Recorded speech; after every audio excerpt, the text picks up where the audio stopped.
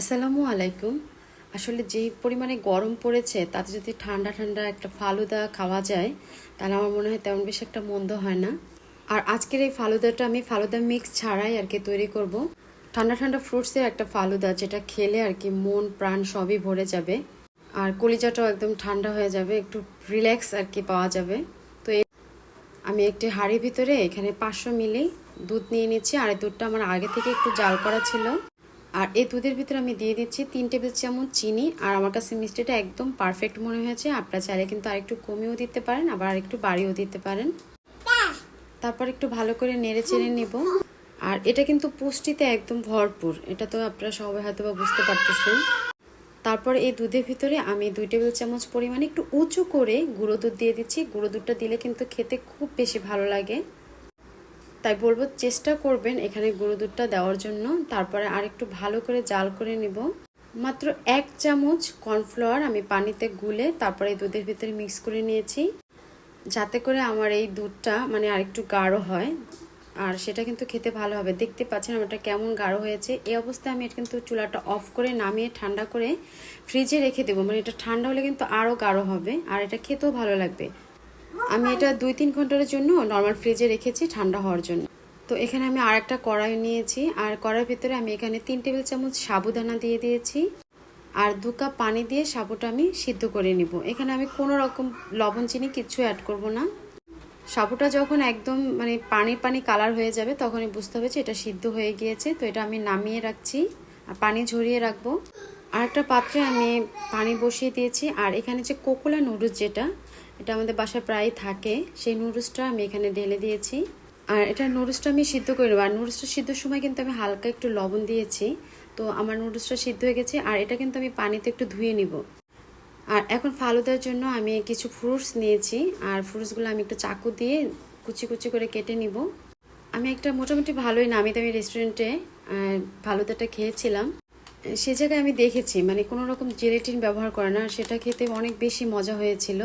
তো এর জন্য আমি এখানে কিন্তু জেলেটিনটা ব্যবহার, আবার অনেক সময় দেখা যায় জেলেটিনটার কারণে পেটে ব্যথা হতে পারে, মানে আমার বাচ্চার এরকম হয়েছিল। তারপরে থেকে আমি আর কি জেলেটিনটা ব্যবহার করি না। একটু কালারিং করতে চাইলে রেড অ্যাপেল, গ্রিন অ্যাপেল এখানে ব্যবহার করে যায়। মানে এটা জাস্ট দেখতেও সুন্দর লাগে, আবার খেতেও মজা লাগে।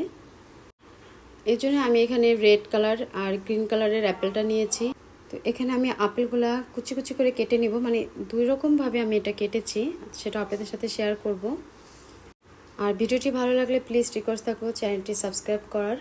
মানে একটা সাইড আমি একদম কুচি করে নিয়েছি, আর একটা একটু লম্বা লম্বা করে নিয়েছি, মানে এভাবে আমি খেয়েছিলাম আর কি। তো যাই হোক, আমার অ্যাপেল কাটাটা হয়ে গিয়েছে। আর এখন আমি একটা আনার এখানে ছুলে নিব, আনারের পিসগুলো আমি বের করে নিব। আর এই গরমে কিন্তু একবার হলো ট্রাই করে দেখতে পারেন, অবশ্যই কিন্তু ভালো লাগবে। আর আমি ফ্রুটসগুলো না ফ্রিজে রেখে ঠান্ডা করে নিয়েছিলাম। আর আমি এখানে কলাটা ব্যবহার করছি কারণ আমার ব্যক্তিগতভাবে ভালো লাগে। আপনারা চাইলে কিন্তু এটা বাদ দিতে পারেন, তবে দিয়ে দেখবেন মানে ভালো লাগে। আমি এখানে সবরি কলা নিয়েছি, আর সবরি কলাটা ছুলে মাছ বরাবর কেটে তারপরে পরিষ্কার করে নিতে হবে একটু ভালো করে, তাহলে ভালো হবে। তারপরে একদম টুকরো করে নেব। তো আমার কলাটা পিস করা হয়ে গিয়েছে।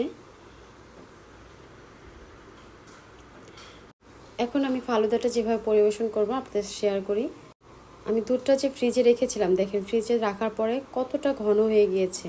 আর এখানে আমার 500 মিলি দুধ ছিল, সেটা ঘন হয়ে জাল করে, আর সেটা কতটুকু হয়েছে নিশ্চয়ই আপনারা বুঝতে পেরেছেন। আর এভাবে যদি দুধটা করে তারপরে ফালুদাটা তৈরি করেন তাহলে কিন্তু খেতে বেশি মজা হবে। তো আমি এখানে 2 চামচ দিয়ে নিয়েছি। প্রথমে মিল্কটা দিয়েছি, তারপরে নুডলসটা দিয়ে মিল্কটার সাথে একটু নুডলসটা ম্যাশ করে নিলাম। তারপরে দিয়ে দিব সাবুদানা 1 চামচ।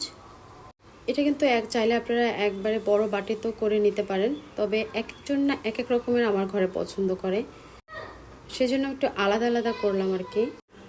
এখন দিয়ে দিচ্ছি আমি সেই সবুজ আপেল কুচিটা, তারপর রেড কালারের আপেল কুচিটা দিয়ে দিলাম। আর এখানে আমি আনার ব্যবহার করেছি, আনার দিয়ে দিলাম।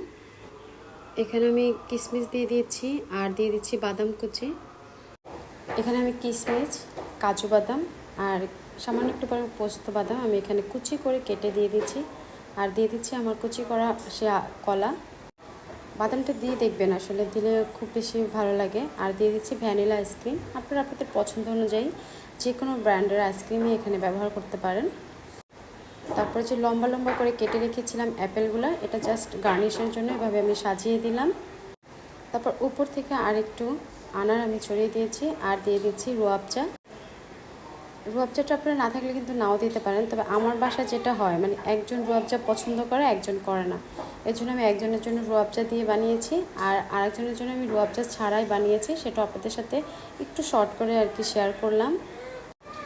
আপনারাও কিন্তু আপনাদের পছন্দ অনুযায়ী এখানে যে কোনো ধরনের ফ্রুটস ব্যবহার করতে পারেন। আর এরকম ঠান্ডা ঠান্ডা একটা ফালুদা আমার মনে হয় বাচ্চাদের কিংবা বাসার সবাইকে যদি একটু দেওয়া যায়, তাহলে পুষ্টির দিক থেকেও পরিপূর্ণতা পাবে, আবার একদম কলিজাটাও কিন্তু ঠান্ডা হবে। আর এখানে আইসক্রিমের ব্যাপারটা আমার মনে হয় যত বেশি আইসক্রিম দেওয়া যায় ততই বেশি ভালো লাগে। আর ফ্রুটস যদি বলতে চান, আপনাদের বাসায় যেই ধরনের ফ্রুটসই থাকে যখন যেরকম সেরকমই আপনারা দিয়ে এটা পরিবেশন করতে পারেন, সেটাও কিন্তু খেতে বেশ মজা হবে। তো এই গরমে একদিন হলো ফালুদা বানিয়ে খেয়ে দেখবেন, আশা করছি সবার কাছে অনেক অনেক ভালো লাগবে। তো আজ এ পর্যন্তই, সবাই ভালো থাকবেন, সুস্থ থাকবেন, আল্লাহ হাফেজ।